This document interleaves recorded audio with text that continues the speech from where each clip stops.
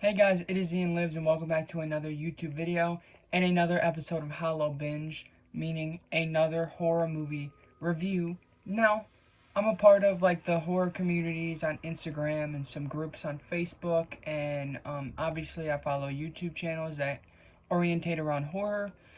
There's been some buzz about this new independent found footage horror movie called Milk and Cereal, or Cereal and Milk. I think it's Cereal and Milk. I don't know. It's one of the two. And I was interested in it because it was getting such high praise, and it was also only an hour and 2 minutes, which had me really interested.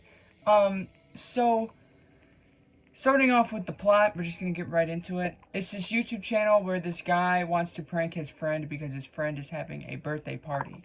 So he sets up this whole prank, and yeah, it goes in wild directions. That's all I'm gonna say about the plot. Let's just say that the prank does not go so well.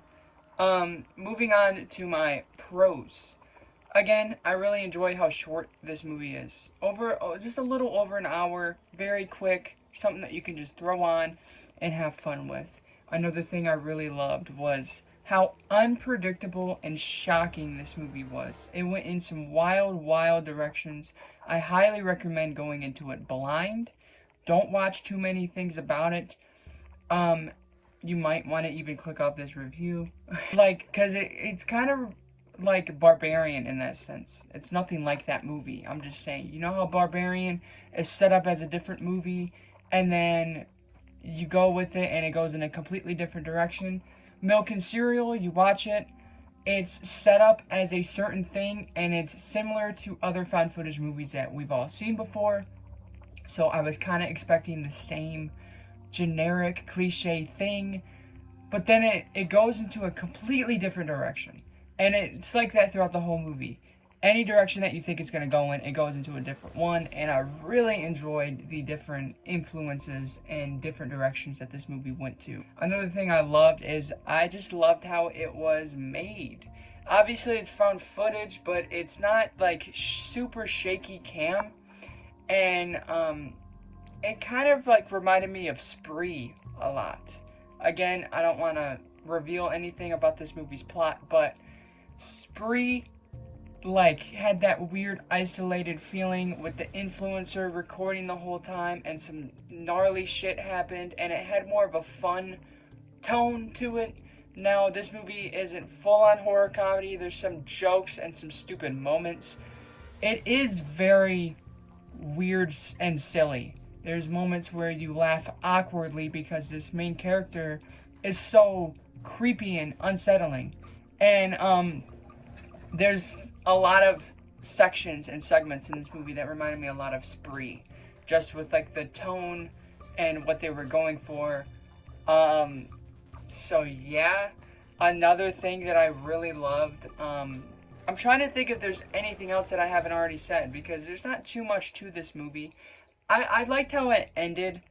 It ends on a really shocking shot, and yeah, this whole movie really shocked me. I wasn't expecting too much from it. Found footage horror, it's something I thoroughly enjoy, but I mean, yeah, I just wasn't expecting too much from it.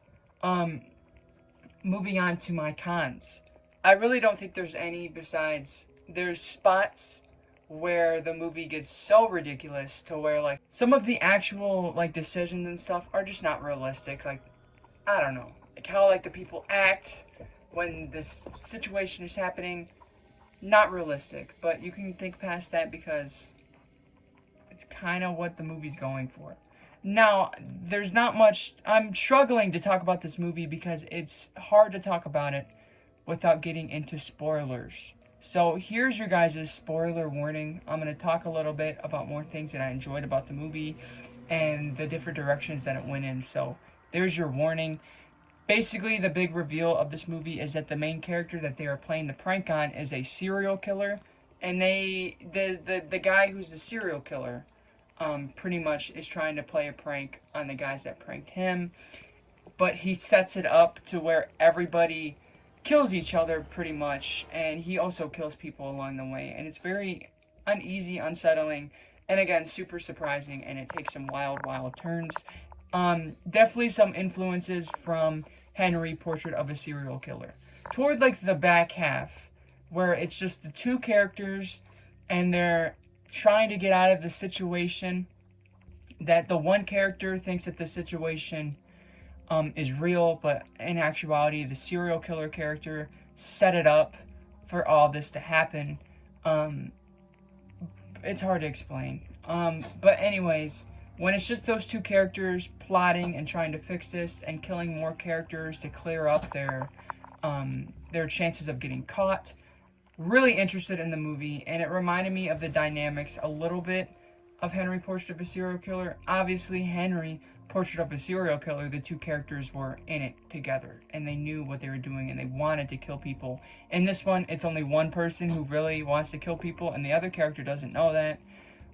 Fun dynamic, some really good scenes. That whole back half where they have to kill the actor's son, really fun. Well, not fun, it's kind of messed up, but it was really well made and really intriguing. And I enjoyed how the one friend and then the other friend kind of team up to see why the hell these two other friends are fighting each other and why they're so distant lately.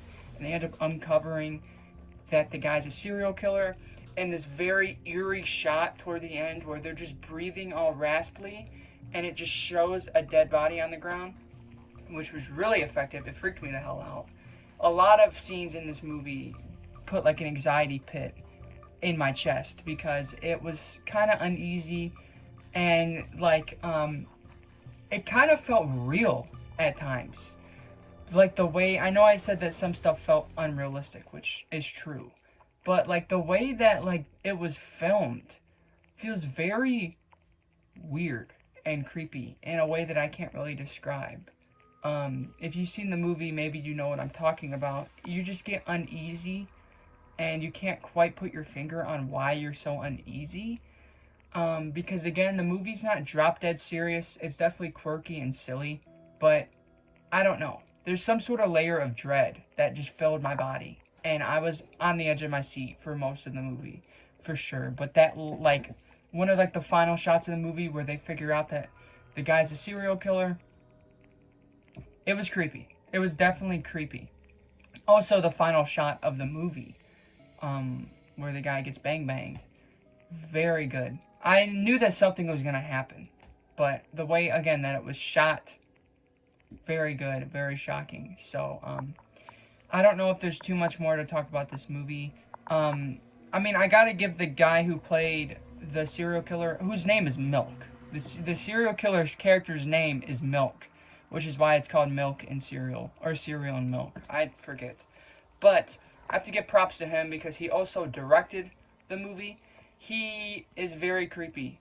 He was very unsettling. I keep saying that, but it's just true. He did a damn good job at playing this character, and he did good with the movie itself. He made a damn good, entertaining movie.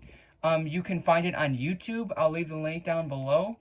We're out of spoilers. The link to this movie, it's not necessarily a short film because it's over an hour. I don't know if you would consider that a short film, but it is in the link in the description below. It's on YouTube for free. Go check it out. Go support it. I think it's damn good. I'm going to give it a 4 out of 5. My expectations were pretty low. I was expecting your basic, entertaining enough found footage horror movie, and I got something much more. It throws you and grabs you and puts you in different directions, and you kind of just go for the wacky ride. Jesus Christ. But I definitely understand why it's getting this little fan base, why people are talking about it, why it's got buzz. I completely understand why, because this thing was wild, and I highly recommend it. I really enjoyed this movie. So if you guys enjoyed my movie review for Milk and Cereal, or Cereal and Milk, let me know what you guys thought about it, if you guys have seen the movie, and if you like the review, let me know. Subscribe to the channel if you haven't, turn on that bell, follow my Instagram at ianlives_, and follow my Letterboxd at wehateian. I absolutely love you guys. Peace.